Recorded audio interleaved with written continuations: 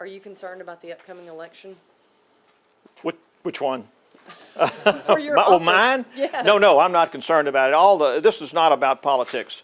This is about my convictions. The pundits, the handicappers, so to speak, the guys that say who's going to win and who's going to lose have said that I was going to win this election. And so this was not about me winning or losing an election.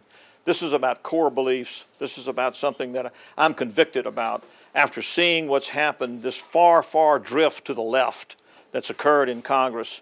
There is no room really in the Democratic Party for a pro-life, pro-business, pro-Second Amendment conservative businessman. These individuals, like myself, are not being considered. And this drift, this far, far drift to the left, is something, unless you see it up close, you really don't realize how severe it is. And I think we are at a crossroads. And so I think the distinction between the parties could not be any clearer. And so it's time for me to make a decision. And you can see from my votes, the votes that I've taken over the last year, I've tried to send that message to the Democratic Party. Get back in the mainstream. Pay attention to what's going on in America. We're watching them pass a health care bill that virtually 2/3 of America is saying, don't pass it, leave it alone, start over again. And they're completely ignoring the American people at their own risk. When you got to Washington, what was the one thing that just made you say, I need to switch parties? It wasn't one thing. It was a series of demonstrations of their philosophy. It was a lack of concern about what mainstream America was concerned about. It was time spent on a cap and trade bill that was one size fits all, and that it would absolutely devastate Alabama's economy, make it difficult for us to recruit industry here, and they had no ear for that. It was a cap and trade that took up 3 months of our time while we were losing 400,000 to 600,000 jobs a month. We were on a theoretical concept called cap and trade, and every month we were losing jobs. And so there was a series of events that led to my decision. What would you say to the Democrats in this district that elected you? They might have some hard feelings, or?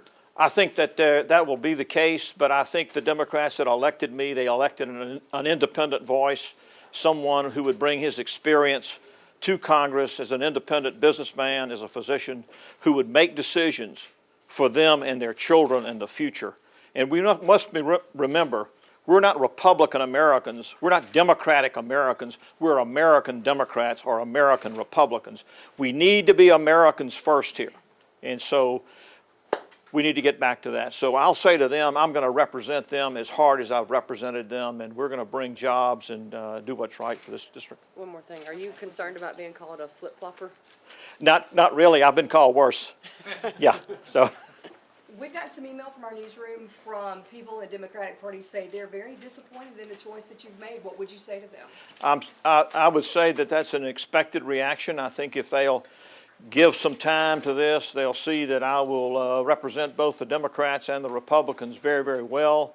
I think even the Democratic Party in Alabama understands that what's happening in Washington with the National Democratic Party really doesn't represent, truly doesn't represent Alabama. And I think they'll understand the decision.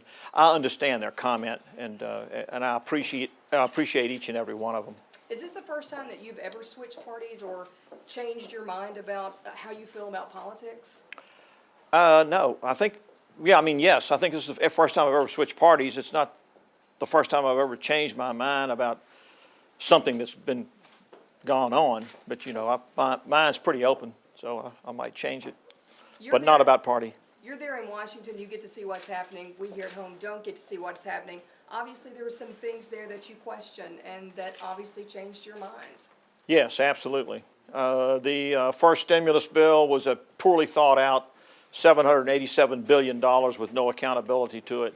We watched no negotiations go on with AIG and huge bonuses paid back coming right out of the pockets of every American taxpayer. We watched an administration and a leadership ignore thousands and thousands of job losses every month, continuing to pursue a stimulus package, continuing to pursue a cap and trade bill, continuing to pursue a health care bill, when men and women were losing jobs by the hundreds of thousands. We've lost 7+ million jobs in the last year, and we have not made any effort thus far. I was very disappointed when we did not fund the transportation and infrastructure bill, which would have put thousands of people back to work. The stimulus bill did not have E-Verify in it. In the stimulus bill, we didn't even know whether we were putting Americans back to work or non-Americans back to work. A lot of that disappointed me. I was willing to discuss it. I was willing to work with anybody that would listen to me, but I did not find that I had a place at the table. Your response to this statement from the Alabama Democratic Party: the state party called on Parker Griffith to return the thousands of dollars of Democratic donations he has raised. And we'd be happy to do that. Absolutely. What would you say to the people here, whether they're disappointed, whether they support you in the decision that you've made? What are you going to give to them in your district? What can you bring to them that would be a positive? Well, I think they've already seen what I'm able to do. Even though I have voted against the administration on major initiatives, I've been able to bring millions of dollars into the arsenal. I've been able to bring several $100,000 for a new science building at UNA. I've been able to bring road projects here. I know how to work across the aisle. I know how to work within a group. I'm going to bring to the 5th District jobs. I'm going to protect the jobs that are here. I'm going to make sure everybody understands that NASA, that the space program that started in this district, has saved lives all over the world.